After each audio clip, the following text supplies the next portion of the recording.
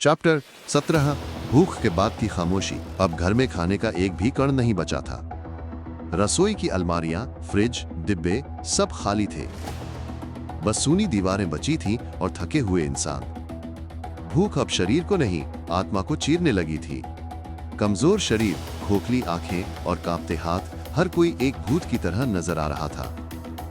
लेकिन एक चीज अब भी रह रहकर जीवन के धागे को पकड़े हुए थी, पानी। पानी की व्यवस्था शायद उसी ऑटोमेटेड अरेंजमेंट का हिस्सा थी। ठंडा, बासी, लेकिन जीवन देने वाला पानी। फिर भी पानी के लिए झगड़े होते थे।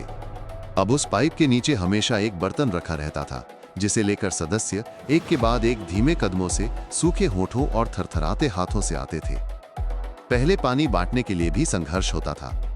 अब सब कुछ खामोशी से होता था, बिना लड़ाई के, बिना सवाल के, बस जिंदा रहने की आदत में।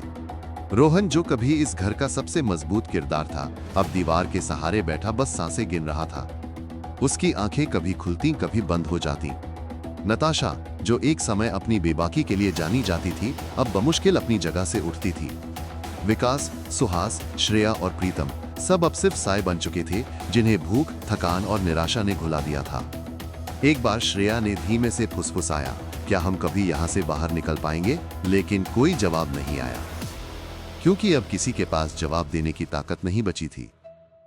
बस पानी की कुछ बूंदें थी और उनके बूढ़े हो चुके सपनों की धीमी धड़कनें। बिग बॉस अब भी खामोश था।